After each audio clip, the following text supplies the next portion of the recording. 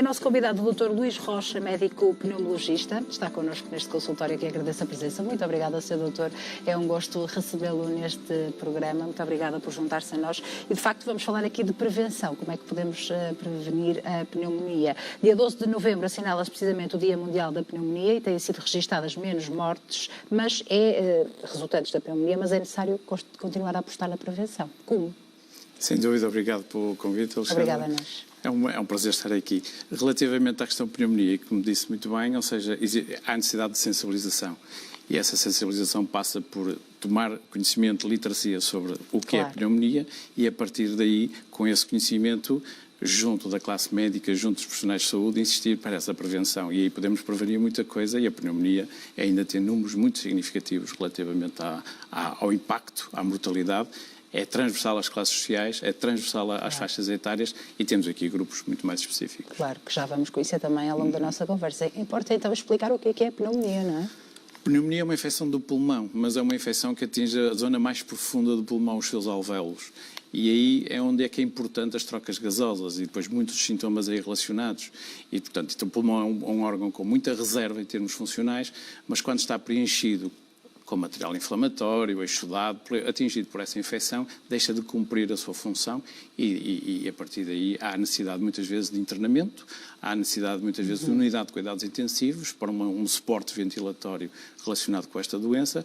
E isto, muito mais grave em determinadas faixas etárias, e daí a necessidade, muitas vezes, e nesta altura do ano, então, com a gripe associada, os sintomas são confundíveis, são situações que muitas vezes se sobrepõem, o próprio doente muitas vezes negligencia os seus sintomas, vai agravando e muitas vezes entramos em situações limite que nos leva a situações de morte e até de sequelas graves, né, respiratórias. Estamos a falar de tosse, expectoração também, são os sintomas mais conhecidos? Sim. Muitas vezes, e como lhe disse, eram situações sobreponíveis à da gripe, temos tosse, temos falta de ar, temos febre, temos dores no peito, dores musculares, dores por todo o corpo, temos a tal falta de ar, designada por dispneia, e esses sintomas em si, que também sobreponíveis, levam muitas vezes ao agravamento, até muitas vezes sintomas digestivos, com vômitos, alterações de comportamento e essa persistência de sintomas, para além do que é habitual de uma infecção vírica. Quando falamos numa pneumonia, também existem pneumonias víricas, mas a maior parte das vezes falamos numa pneumonia bacteriana,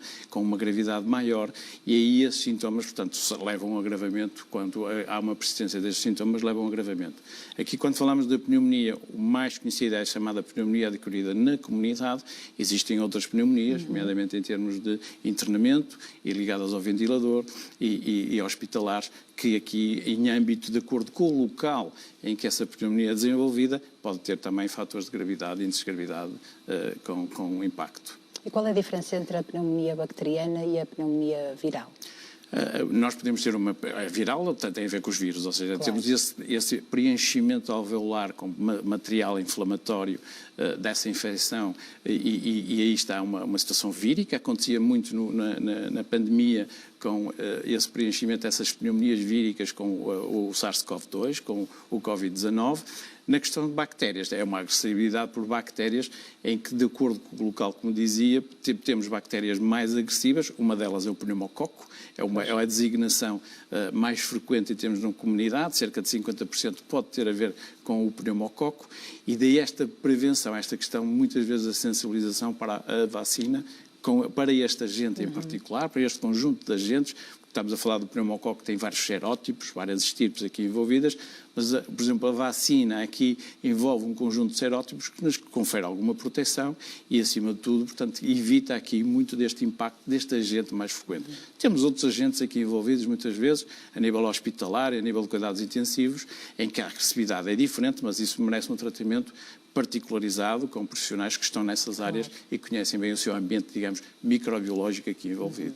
Mas os sintomas são os mesmos, os sintomas são da mesma forma. Perfeitamente sobreponíveis, ou seja, temos esta dano no órgão, no pulmão, que deixa de cumprir a função em termos de trocas respiratórias e daí muitas vezes a necessidade de suporte ventilatório. O doente precisa de ser intubado e isso acontecia na pneumonia vírica e na pneumonia bacteriana, acontece o mesmo. A pandemia assistíamos muito a isso e uma particular atenção aqui aos fumadores, e porque na pneumonia vírica tinha particularidade esta questão do Covid-19, porque o vírus tinha uma apetência maior para um pulmão de um fumador e esse preenchimento alveolar com essa agressividade levava em poucos minutos aquele doente em que entrava num serviço de urgência com valores de oxigênio muito baixos, rapidamente estava numa unidade de cuidados intensivos intubado pela agressividade dessa pneumonia vírica.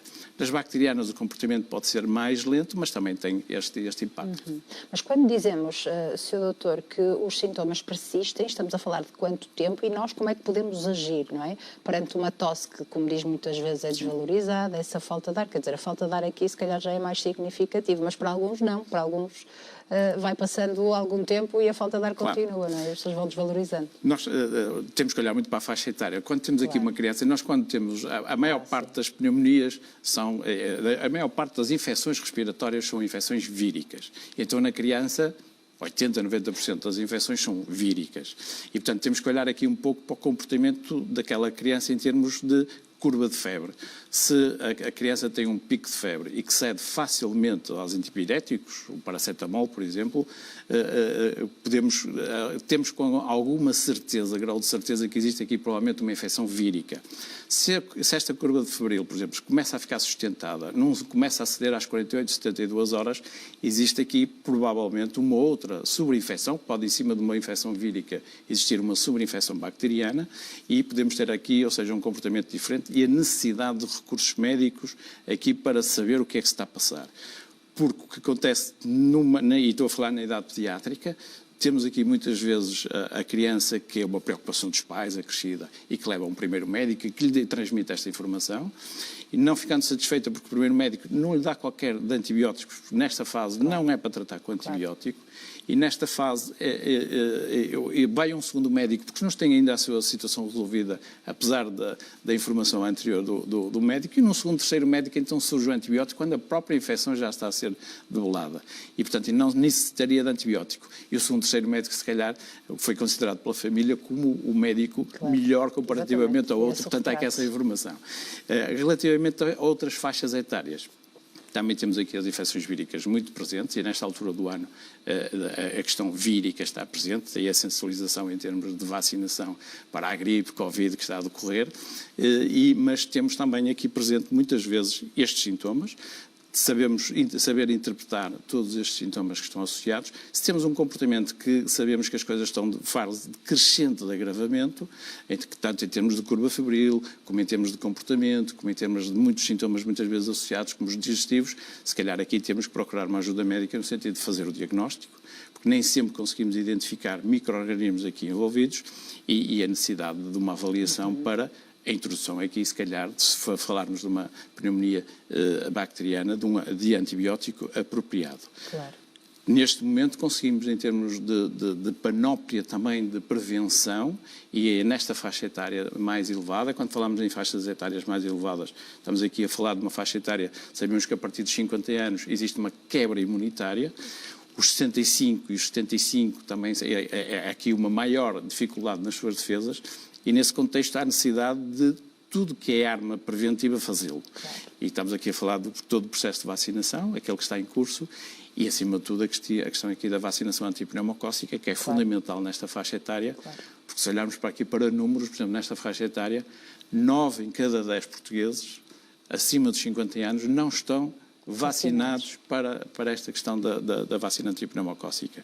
Isto levanta-nos alguns problemas relativamente a que não estão vacinados. E quando conseguimos perguntar, porque o médico não informou, porque eu acho que não estou numa faixa etária que necessito, eu sou saudável, porque a percepção do doente, do utente, relativamente aos seus fatores de risco, quando se perguntamos, acha que as pessoas com fatores de risco devem ser vacinadas?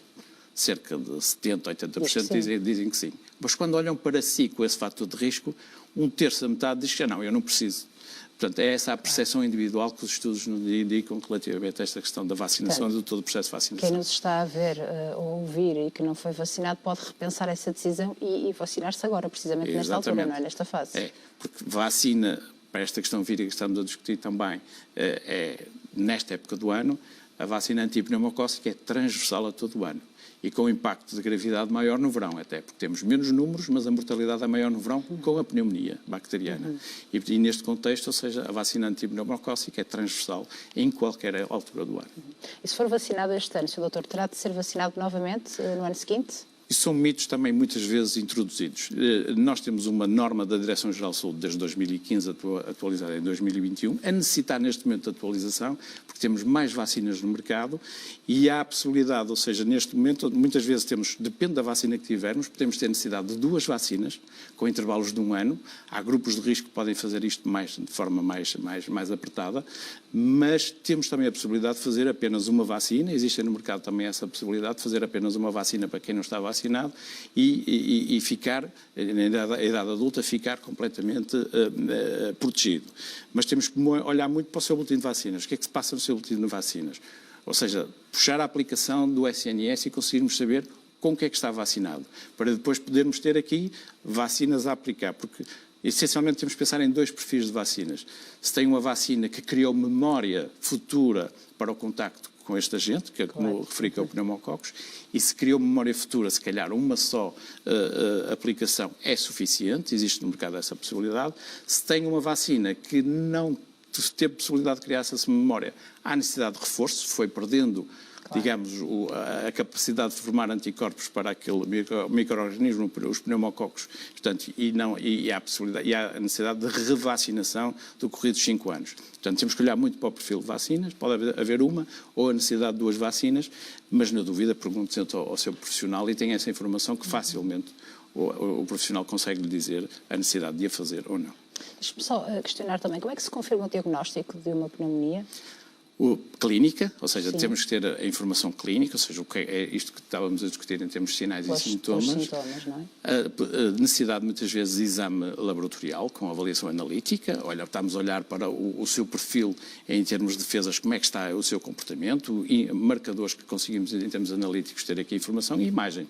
Ou seja, em termos de imagem, conseguimos rapidamente ter uma informação, se temos um preenchimento alveolar, traduz-nos em termos de imagem, quer de radiografia de tórax, quer de ataque, que é uma tomografia axial computadorizada, temos a informação desse preenchimento alveolar e ter uma condensação, digamos, uma imagem mais clara que nos dá a indicação que há ali um processo infeccioso, inflamatório em curso e, portanto, há necessidade de intervenção. Mas isso, digamos, que é um fim de linha, ou seja, já com o diagnóstico muito suspeito e com uma situação, muitas vezes, no internamento. Claro. Porque, como disse, a maior parte destas pneumonias são no ambulatório, o diagnóstico muitas vezes é clínico, em 50% das situações não há informação do micro-organismo presente.